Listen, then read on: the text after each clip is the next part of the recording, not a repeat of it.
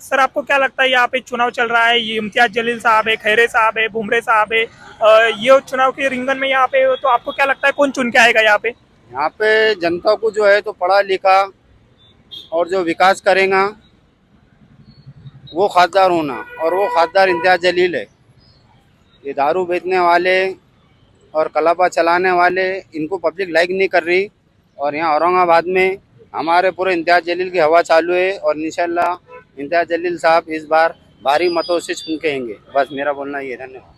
आपको क्या लगता है इम्तियाज जलील साहब ही क्यों चुन के आएंगे? उसने कौन से ऐसे बड़े काम किए, आप बता सकते हैं? देखिए 20 साल से खैरे साहब से यहाँ कोई विकास नहीं हुआ, ये तो सब जनता भी जानती है।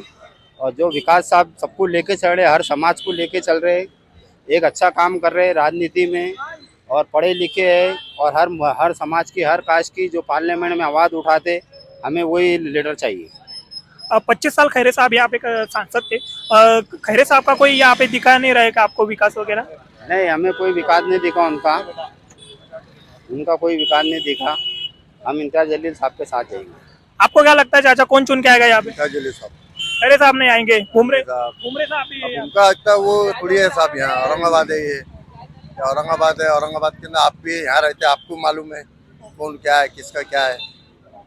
इम्तियाज जलील साहब का कैसा है, उन्होंने हॉस्पिटल का काम करे, घाटी के अंदर मशीन लाए।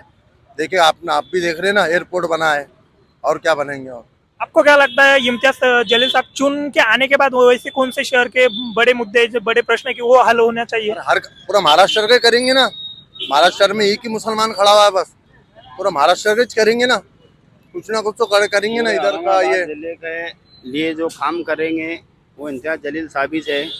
बाकी जो है चुन के आते हैं, बाद में नज़र भी नहीं आते। एक इम्तियाज जलील ही साहब है जो जनता के संगात नज़र आते हैं। बस हमारा ये बोलना है। सर आपको लगता है यहाँ पे चुनाव चल रहा है, सभी पार्टी अपना प्रचार जोरों शोरों से कर रही है, कौन चुन के आएगा यहाँ पे? इम्तियाज जलील साहब है, कौन है? चंद्रकांत खैरे, संदीपान बुमरे, और वो सब अपने अपनी दुकान के वास्ते में खड़े हुए, वो देसी दारू वो बेचेंगे। खैरे साहब अपना काम कर रहे, वो करेंगे। बाकी है इम्तियाज जलील साहब पढ़ा लिखा खासदार होना। 35 साल हम पीछे चले गए। सबसे बड़ी बात तो ये है कि हम 35 साल पीछे चले गए। अब एक कैसा भी पढ़ा लिखा खासदार मिला, डॉक्टर रफीक जकरिया की बात कम से कम उसकी तो ये कर लो। पढ़े लिखा की आप बात कर रहे हैं, यहाँ पे वो जीवन राजपूत है, वो भी कह रहा है कि मैं पूरे महाराष्ट्र में सबसे बड़ा उच्च शिक्षित आदमी हूँ, मैं उम्मीदवार। पहली बार नाम सुनने को मिला। मतलब पढ़े पहचानते नहीं। और पढ़े लिखे होंगे उनसे भी ज्यादा, लेकिन होना चाहिए मार्केट में, पब्लिक मार्केट कंडीशन में आ जाए, वो आए तो वेलकम, उनका भी कोई मसला नहीं। लेकिन उन्होंने भी एक समझदारी का ये लेना, अपन ने कुछ नहीं करे, खासदार इम्तियाज जलील ने काम करे, उनको साथ दे देना चाहिए। इन्होंने समझ जाना कि माहौल क्या चल रहा। सब लोग दलित, मुस्लिम, सिख, ईसाई सभी लोग बोल रहे इम्तियाज जलील, तो फिर आप क्यों पीछे रह रहे? वो भी उन्होंने ही बोलना, अपना काय को वेस्ट करना, टाइम चल रहा, बोलना दे दो। चाचा आप बोल सकते हैं, क्या लगता है कौन चुन के आएगा?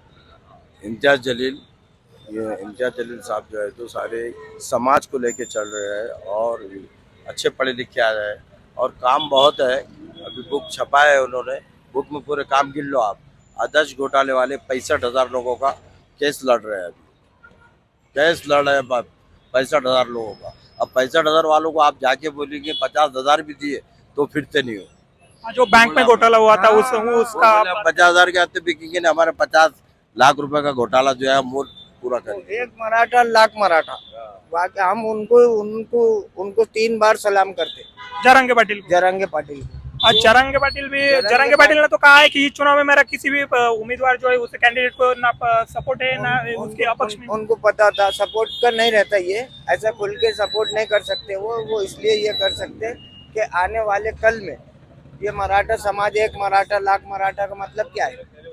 क्या है? जरंगे पाटिल साथ दे रहे, जरांगे पाटिल साथ दे ऐसा लगता है। उनका ऐसा लगता है। क्या लगता है भाई कौन चुन के आएगा यहाँ पे? इम्तियाज जलील आएगा। देखिए औरंगाबाद में बांध पाइजे का खान पाइजे, ये राजनीति खत्म हो गई। अब सिर्फ पब्लिक विकास मुद्दे पे और पढ़ा लिखा जो है तो यहाँ पे खासदार होना। बांध चाहिए या खान चाहिए, ये जो आप कह रहे हैं बांध तो अब दूसरे लोगों के पास चला गया ना। वो बांध चले गए, मगर ये कहना तो खैरे साहब का ही था ना। 2014 में 2019 में ये खैरे साहब की डायलॉग थी, बांध पाइजे का खान पाइजे। अब जो है औरंगाबाद की जनता को ना बांध पाइजे ना खान पाइजे, पढ़ा लिखा हुआ खासदार चाहिए। आपको क्या लगता है कौन चुन के आएगा? मेरे कुछ मालूम नहीं है,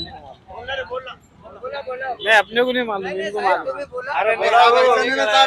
चाचा जी, क्या लगता है आपको यहाँ पे कौन चुन के आएगा? लोकसभा का चुनाव चल रहा है, यहाँ लोकसभा के चुनाव में तो आना चाहिए इम्तियाज जलील।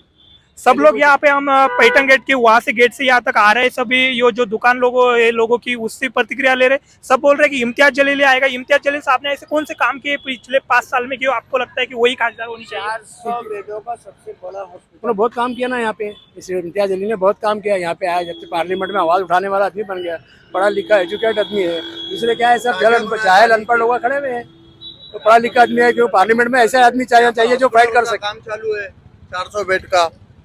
और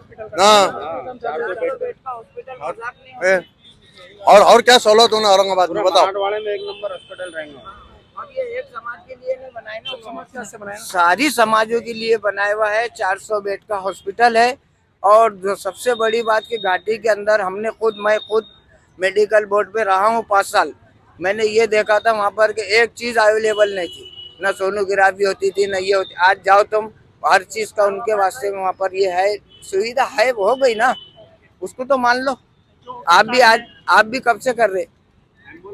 आप ये पत्रकारी कर, पत्रकारिता हम स्टूडेंट हैं, अभी सीख रहे हैं हम एमजीएम में। ठीक है, लेकिन आपने खुद देखे ना हाँ। लोग क्या बोल रहे। अरे हम तो लोगों के सुनते आ रहे हैं, यहाँ से यहाँ तक तो सब लोग इम्तियाज जलील साहब का ही नाम ले रहे हैं। बस हम वहाँ पे किसी को जिसको जो मन होगा वो करेगा। बिल्कुल ओके, थैंक यू सर आपने बात करने के लिए। हमारे